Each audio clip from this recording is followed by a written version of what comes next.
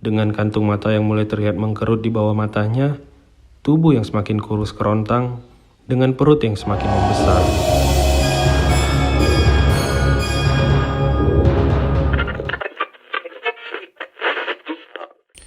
Hai teman-teman semua, selamat datang dan mendengarkan kembali Radio Tengah Malam.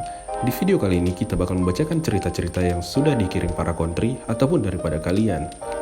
Sebelum itu, jangan lupa klik tombol berlangganan ataupun tombol jempol ke atas. Jika kalian ingin mentraktir kopi, bisa kalian klik link di deskripsi atau scan di sudut layar kalian. Terima kasih dan selamat mendengarkan.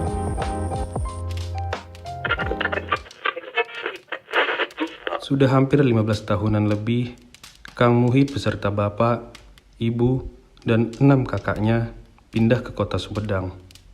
Dulu keluarga besar Kang Muhid tinggal di sekitaran Kecamatan Hanoman, kota Cirebon, Jawa Barat. Di keluarga ini, Kang Muhid terlahir sebagai anak paling kecil atau bungsu dan memiliki silsilah keturunan dari keluarga Tionghoa Cirebon yang diperoleh dari kakeknya. Meskipun Kang Muhid sekeluarga beragama Islam, tapi kakek dari bapaknya memilih agama yang berbeda, yakni Konghucu. Dulu, keluarga Kang Muhid ini bisa dibilang salah satu keluarga yang secara materi sudah sangat cukup, karena dibesarkan dari seorang kakek pebisnis tembakau dan seorang bapak yang bekerja sebagai makelar tanah di kampungnya.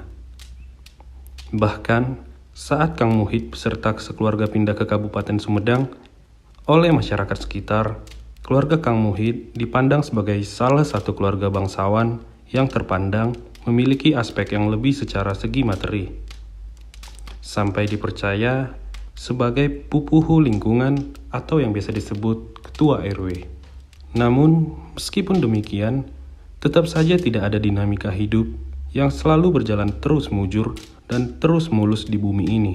Sekalipun banyak orang yang suka, pasti di sisi lain tidak sedikit orang yang tidak suka. Apalagi bisnis yang dijalani oleh bapaknya Kang Muhid ini cenderung riskan dengan masalah adu fisik karena bersinggungan langsung dengan berbagai ornamen lapisan masyarakat di lapangan. Sedikit gambaran bahwa bapak dari Kang Muhid ini biasa dipanggil Apih oleh masyarakat sekitar meskipun bernama asli Iwan Darmawan. Apih memiliki perawakan tubuh yang tinggi, tegap, berkulit putih, serta gurat wajah campuran dari Tionghoa dan Jawa. Tapi, sekilas memang Apih ini tidak begitu mirip dengan orang-orang berdarah Tionghoa pada umumnya. Di suatu malam sekitar tahun 90-an, Hendra, kakak dari Kang Muhid, sempat bermimpi hal yang ditafsir ganjil olehnya, sehingga menceritakan mimpi tersebut pada Dayat, atau yang disebut si Cikal. Kak, tadi malam saya mimpi dikejar kingkong di kebun Apih. Waktu saya lari dan nengok kingkong itu, ia berubah wujud jadi manusia yang tinggi besar dan mempunyai taring. Ucap Hendra pagi itu sambil menikmati sarapan semangkuk kupat tahu di samping kakaknya. Ah, suka ada-ada saja kamu, Mahen. Kebanyakan nonton televisi. Balas Dayat mencoba menyangkal pernyataan adiknya itu. Padahal, dalam tradisi turun-temurun keluarga mereka, Dayat tahu bahwa jika ada salah satu keluarganya bermimpi dikejar monyet besar tanpa sebab dan berubah jadi begu gajang atau raksasa, maka akan ada petaka yang terjadi pada keluarga tersebut. Namun, saat itu Dayat lebih memilih menyembunyikan hal itu dari telinga adik-adiknya. Tapi saya takut, Kak. Apalagi saat melihat Apih yang saat itu sedang istirahat di gubuk, diculik oleh makhluk tinggi besar itu, dan dibawa pergi entah kemana. Balas Hendra, mengingat-ingat kembali detail dari mimpinya semalam. Saat itu, Dayat hanya bisa tertegun diam. Sebagai anak paling besar, Dayat tidak bisa berbuat banyak, selain menelan tafsir dari mimpi itu sendiri, dengan harapan bahwa tidak akan ada hal buruk menimpa keluarga atau saudara-saudaranya, apalagi sampai menimpa Apih. Beberapa hari setelah mimpi itu diceritakan oleh Hendra, keluarga Kang Muhid mulai menemukan hal-hal yang cukup janggal di rumah. Salah satu kejanggalan itu antara lain, Saat tanpa sengaja di pertengahan malam, saat Dayat hendak buang air kecil ke kamar mandi yang terletak di samping dapur rumahnya, ia mendengar suara seperti ada orang yang sedang berjalan di atap rumahnya. Dayat yang saat itu khawatir kalau itu perampok ataupun maling. Kemudian, ia mencoba mengintip keluar rumah dengan membawa senjata tajam berupa sebilah golok untuk berjaga-jaga. Namun, alhasil, tidak ada orang sama sekali.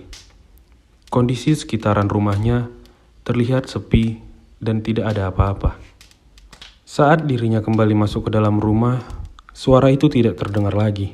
Tapi, hal yang selanjutnya terjadi justru lebih membuatnya kaget. Bagaimana tidak? Saat Dayat hendak kembali melanjutkan tidur, tiba-tiba saja pintu tengah rumahnya terdengar seperti diketuk dari arah luar beberapa kali. Dayat yang masih heran dan cemas, kemudian kembali mengambil senjata tajam untuk kembali berjaga-jaga dan mengintip pelan melalui balik jendela. Tapi, lagi-lagi saat Dayat mengintip dari balik jendela, seketika suara ketukan itu berhenti dan Dayat tidak melihat apapun berada di luar rumahnya. Kejadian tersebut membuat Dayat menghela nafas panjang dengan jantung yang mulai berdegup tak karuan yang dipaksa untuk tetap tenang. Kemudian, sebelum Dayat hendak beranjak dari balik pintu tersebut untuk kembali ke kamarnya, suara ketukan itu kembali terdengar. Lantas, seketika Dayat membuka pintu rumah. Kali ini ia sambil mengacungkan golok di tangan kanannya. Tapi, lagi dan lagi, tidak ada satupun wujud manusia atau hewan berada di depan matanya. Malam itu hal tersebut membuat Dayat berpikir keruh. Pada akhirnya, Dayat memutuskan untuk menutup kembali pintu rumahnya itu dan memilih tidur bersandar di belakang pintu dengan kondisi golok tergenggam di tangannya untuk berjaga-jaga. Untuk beberapa saat, Dayat dengan sengaja tidak memejamkan matanya sampai jam dinding menunjukkan pukul 03.00 pagi. Hingga tanpa sadar, Dayat pun ketiduran dan pada pagi harinya dibangunkan oleh Apih dengan raut wajah yang bingung. Saat itu Dayat tidak menceritakan hal apapun pada Apih tentang kejadian semalam atau alasan kenapa ia tidur bersandar di belakang pintu tengah rumahnya. Dayat hanya berkata kepada Apih bahwa dia cuma kelelahan lalu mengigau dan tertidur di sana. Dayat tidak menceritakan hal yang sebenarnya terjadi kepada Apih karena tidak ingin Apih menjadi resah dan terbebani beban pikirannya dengan kejadian malam itu. Pagi harinya, keluarga tersebut dihebohkan dengan penemuan segumpal rambut yang menggumpal padat sebesar bola golf berwarna kusam tepat di bawah pintu rumah. Gumpalan bola rambut tersebut pertama kali ditemukan oleh Wangsi yang merupakan istri dari Apih. Ia menemukannya saat sedang menyapu halaman rumah. Yang kemudian, tanpa banyak bicara, bola rambut tersebut dibawa oleh Apih dan kemudian ia simpan di dalam toples kaca. Penemuan benda aneh itu menuntun penemuan selanjutnya. Yang lebih mengagetkan lagi adalah penemuan yang kedua, di mana tepat di atas genteng rumah, Hendra yang saat itu hendak menjemur pakaian di lantai 2 menemukan ayam yang tergeletak dengan kondisi dada terbelah tanpa jeroan. Ayam tersebut berwarna hitam legam dari paruh hingga ujung kakinya. Orang-orang Sunda biasa menyebut ayam tersebut dengan sebutan ayam camani, di mana masyarakat Sunda percaya bahwa ayam camani merupakan salah satu sesugu syarat yang biasanya dipinta oleh para karuhun sebagai pelengkap sesajen di upacara adat atau pada aktivitas kegiatan mistis tertentu. Melihat bangkai ayam tersebut, tanpa banyak bicara, kemudian Apih pun menyuruh Dayat untuk mengubur bangkai ayam cemani itu tepat di belakang rumahnya. "Kubur saja, jangan banyak bicara," ucap Apih dengan singkat. Yang kemudian pamit pergi pada istrinya, karena pagi itu Apih memang sudah ada janji bertemu dengan klien yang mau membeli tanah perkebunan. Setelah kejadian malam hingga pagi itu, kamu mungkin tidak akan begitu percaya karena apa yang terjadi selanjutnya benar-benar di luar prediksi dan logika. Karena tepat pukul 12 siang, tiba-tiba saja warga di kampung itu dikejutkan dengan kedatangan api yang dalam kondisi lemah dan tak berdaya. Api saat itu pulang dengan tubuh benar-benar mengkhawatirkan. Wajahnya terlihat pucat, tubuhnya lunglai, tak ada tenaga, hingga sampai ke rumah pun dari arah bawah ia digendong oleh salah satu rekan bisnisnya. Sontak, hal tersebut membuat Hendra, Dayat, Odeng dan Kang Muhid, Yanto, Sinta, dan Komaria menangis histeris. Tidak ketinggalan juga dengan Nengsi. Ia menangis sejadi-jadinya, mengingat pagi tadi Apih berangkat dalam keadaan segar bugar, namun pulang dengan keadaan mengkhawatirkan dan bahkan sampai tidak bisa berjalan sama sekali. Malam harinya kondisi Apih tidak kunjung membaik. Tubuhnya yang masih lemas hanya bisa berbaring tanpa daya di atas ranjang. Untuk sekedar makan dan membersihkan diri pun dilakukan oleh Ningsih beserta Komariah anaknya. Saat itu, Dayat dibuat resah. Hingga jarum jam di dinding terlihat sudah melewati pertengahan malam. Dayat masih bertanya-tanya dengan kejadian kemarin malam dan mulai menghubungkan kejadian itu dengan kondisi Apih sekarang. Satu-satunya yang tergambar dalam benak Dayat sekarang adalah bahwa di luaran sana ada orang yang tidak menyukai bisnis bapaknya. Hingga orang itu mengirimi guna-guna ke rumahnya dengan tujuan membuat Apih jatuh sakit. Mengingat Apih sendiri memang sejauh ini pernah bercerita tentang beberapa orang keturunan Tionghoa Cirebon yang iri dengan jalan berbisnisnya yang sangat mujur dan tidak menghasilkan cuan yang sedikit. Malam itu Kang Muhid yang masih kecil, yang sebelumnya sudah tertidur lelap, tiba-tiba dengan tergesa-gesa turun dari kamarnya di lantai 2 dan berlari rusuh menghampiri Dayat yang sedang duduk seorang diri di ruang tamu. "Kakak, dari tadi di atas genteng kamar ada suara bising seperti petasan." Dengan wajah polos Kang Muhid menceritakan hal itu pada Dayat kakaknya. "Di mana? Kenapa tidak terdengar ke sini?" balas Dayat saat itu sambil berdiri dari tempat duduknya. "Di atas genteng kamar, Kak. Di kamar atas kedengaran kencang." Jawaban terakhir dari adiknya itu membuat Dayat bergesa-gesa pergi ke kamar adiknya. Namun, belum juga sampai ke kamar adiknya, Dayat dibuat kaget dengan penampakan sebuah bola api yang mengapung di atas anak tangga. Bola api tersebut terlihat membara jingga sampai menerangi sekeliling anak tangga menjadi orange kemerah-merahan. Dayat yang kaget kemudian melemparkan satu pot bunga hias di sampingnya ke arah bola api tersebut hingga menimbulkan suara benda pecah yang gaduh. Sontak, suara gaduh itu membuat seisi rumah terbangun, terutama sang ibu yang tengah merawat suaminya di kamarnya. "Ada apa?" ucap Ningsih di belakang tubuh Dayat yang nampak kaku. Saat Dayat menoleh dan hendak menjelaskan bola api yang berada di depannya itu, bola api tersebut keburu menghilang dari pandangannya entah kemana. Yang membuat Dayat bingung sampai saat ini, kenapa pada detik itu saat ibu berdiri di belakangnya, ibu sama sekali tidak melihat bola api yang Dayat maksud sebelumnya. Memasuki hari kelima, Apih belum juga terlihat membaik. Malah semakin hari kondisi tubuhnya semakin memprihatinkan. Sejauh ini, keluarga sudah mencoba membawa Apih untuk berobat ke klinik, tapi pihak klinik pun malah terlihat kebingungan karena sudah beberapa kali diperiksa hingga ronsen, tidak ada tanda-tanda penyakit serius yang bersarang di tubuh Apih. Keresahan itu semakin menjadi ketika hampir setiap siang dan malam, suara burung encuing terdengar mengkeli di atas atap rumah. Orang kampung sini mempercayai bahwa burung encuing merupakan salah satu pertanda bahwa akan ada orang meninggal tidak jauh dari lokasi di mana suara burung tersebut terdengar nyaring menggelitik.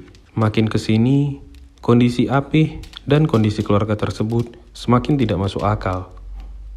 Apih yang tiap lewat dari jam 12 malam berteriak-teriak histeris sambil menunjuk perutnya, padahal tidak kenapa-napa, ditambah dengan Muhid kecil yang sering berlari turun dari kamarnya dengan raut wajah ketakutan sambil berkata bahwa dia diganggu oleh seorang kakek-kakek berambut gondrong yang sering muncul dari balik tembok kamar dan sering menggelitiki tubuhnya saat dia hendak tidur.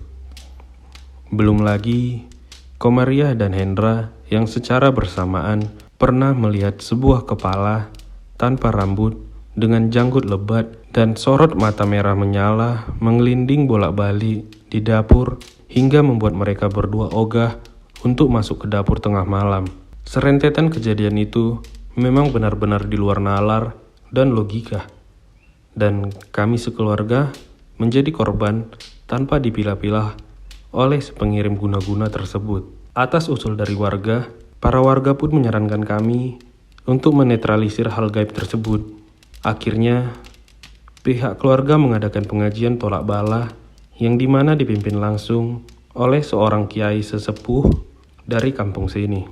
Selepas acara, sang kiai menemui Apih yang sedang tergolek lemas di kamarnya.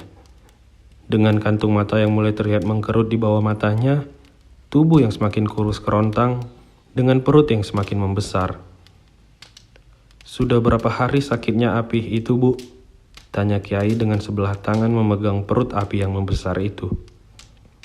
"Kurang lebih maju ke 10 hari, Pak Ustadz," balas Ningsi yang kerjaannya saban hari duduk dan mengurus suaminya yang sedang sakit parah ini.